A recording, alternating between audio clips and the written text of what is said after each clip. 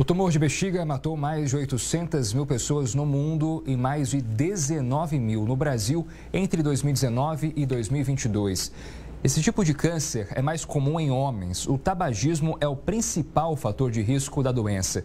Estimativas do INCA, o Instituto Nacional de Câncer, apontam que este ano deverão ser registrados mais de 11.300 novos casos no país. E julho é o mês de conscientização do câncer de bexiga. A Sociedade Brasileira de Urologia aproveita a data para fazer um alerta sobre a importância de se detectar precocemente o tumor, porque quanto antes a chance de cura é muito maior. A gente faz conexão agora com o pesquisador e oncologista do INCA, Pedro Masson. Doutor, boa tarde. Obrigado por estar com a gente aqui nesse começo de semana.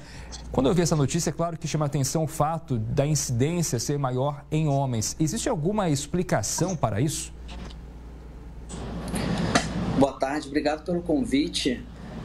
Muito possivelmente esse aumento da incidência em homens em relação à mulher está relacionado ao hábito de fumar, que é o principal fator de risco do câncer de bexiga, né? Então, assim, a gente vê que os homens fumam mais do que as mulheres, então a gente tem esse aumento no sexo masculino em relação ao feminino, apesar disso está diminuindo justamente pela mudança do hábito, né, de fumar nas mulheres, tem aumentado ao longo das últimas décadas, então possivelmente isso está mudando, mas ainda assim é uma frequência mais do que o dobro em homens do que em mulheres. Agora, além do tabagismo, existem outros hábitos no nosso dia a dia que podem colaborar para o surgimento desse tumor? Na verdade, os principais fatores de risco, assim, o tabagismo é o principal fator de risco em comparado com todos os outros, tá? Existem alguns fatores ocupacionais, então trabalhadores da indústria de alumínio, de borracha, pintores, também tem um risco aumentado. Mas de longe, o hábito de fumar é o maior fator de risco associado ao tumor de bexiga. Como a gente sabe, né, o diagnóstico precoce ainda é a melhor maneira de conseguir reverter o quadro do paciente. No caso do câncer de bexiga, doutor, existe algum sintoma que gere um alerta de que é preciso procurar o médico ou é um câncer silencioso que só é descoberto muitas vezes tarde? Excelente pergunta. O principal fator, assim, o principal sinal que você consegue detectar o tumor é com sangramento na urina. Isso é que todo mundo tem que ficar atento. Então, obviamente, principalmente, né, pessoas que têm o hábito de fumar, que já têm uma idade um pouco mais avançada, que são justamente os mais acometidos, e que tem algum sangramento na urina, independente de qualquer outro, né, sinal associado, é muito importante que ele procure atendimento médico para que seja avaliado e, eventualmente, pedido algum exame de diagnóstico. Quais exames são necessários? Um exame de sangue, por exemplo, é capaz de apontar algo equivocado, algo errado, ou precisam mais exames para conseguir chegar e fechar o diagnóstico? Então, só lembrando que, assim, apesar do sangramento na urina ser o principal sintoma do câncer de bexiga, né, não é a doença mais comum que dá sangramento na urina. Então, você tem que afastar outros diagnósticos. Então, por exemplo, infecções urinárias, cálculos, todas essas patologias podem dar o sangramento na urina. Então, por isso que é importante procurar o atendimento médico, porque ele vai colher uma história, vai fazer o exame físico e vai fazer um exame de imagem. Em exames de imagem existem vários exames. O mais simples é um ultrassom, que já pode ajudar bastante, mas você eventualmente pode precisar de exames mais complexos, como tomografia, ressonância, e detectando eventualmente uma possível alteração que sugira um tumor, você tem que partir para a raspagem do tumor, onde iria dar, de fato, o diagnóstico e o tratamento. Doutor, será que o senhor está em contato diário com pacientes que passam por tratamento contra o câncer, né? A carga hereditária, ter alguém na família que já teve câncer, é ainda a situação mais comum ou a gente hoje já tem pacientes, a maioria é de pacientes que não tinha nenhum histórico familiar da doença e acaba sendo surpreendida com o diagnóstico de câncer? Ótima pergunta. No caso do câncer de bexiga, apesar de existir uma associação familiar, não é o principal fator de risco, tá? Então não dá para acreditar que por você não ter nenhum familiar acometido, né, com tumor de bexiga, você não vai ter. Os principais fatores de risco, novamente, tabagismo, idade avançada e ser do sexo masculino. Como é o tratamento contra o tumor de bexiga?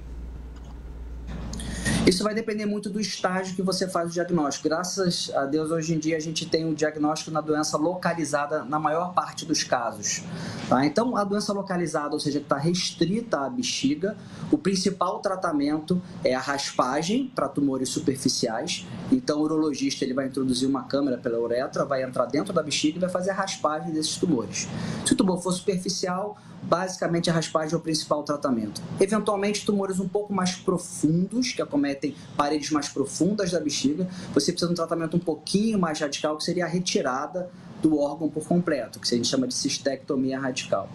Eventualmente, quando você tem uma doença avançada, ou seja, o tumor saiu da bexiga, o tratamento é um pouquinho mais complexo, envolve quimioterapia, radioterapia e outros medicamentos.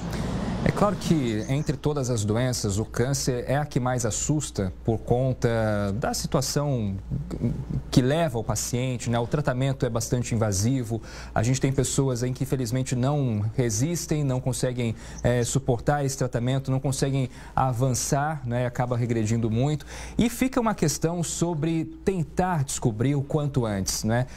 Como o senhor bem disse, às vezes é difícil porque é um sintoma que pode ser tão genérico, pode ser coincidir com tantas outras doenças que até chegar a um diagnóstico de câncer é mais complicado. A gente tem hoje já no Brasil ou no mundo algum exame que pudesse ser feito anualmente como um exame preventivo, um check-up para a pessoa tentar descobrir ainda mais cedo, doutor, qualquer possibilidade de ter um câncer? No caso do câncer de bexiga em específico, a gente não tem esse exame que a gente chama de exame de rotina, exame de rastreio, igual a gente tem no câncer de próstata com PSMA e toque retal, igual a gente tem no tumor de intestino, como as colonoscopias, ou retossigmoidoscopia, sangue oculto nas fezes. No caso do câncer de bexiga, não tem uma indicação formal de você fazer um exame antes de você ter um sintoma, provavelmente porque você não iria detectar mais tumores e não conseguiria controlar mais a doença fazendo esse exame. Justamente por terem vários outros, né, diagnósticos que você pode ter competindo com o câncer. Então, nesse caso, o mais importante mesmo, o principal recado à população é pacientes que têm justamente uma idade mais avançada, que tem fatores de risco associado ao câncer de bexiga, que tem um sangramento urinário, procurar um atendimento médico. Não existe nenhum exame de rotina para você ser feito antes de qualquer sintoma. Isso tem que ficar bem claro, infelizmente. Então, realmente, você precisa, tendo um sintoma, e o principal sintoma é o sangramento na urina, procurar o atendimento médico, com o clínico, com o seu urologista, para fazer a investigação diagnóstica. E aí eu acho que vale de um modo geral, né? Para quem não tem a doença, felizmente, é tentar praticar uma vida mais saudável, hábitos legais no dia a dia, né, doutor? Acho que isso tudo ajuda a evitar qualquer tipo de câncer.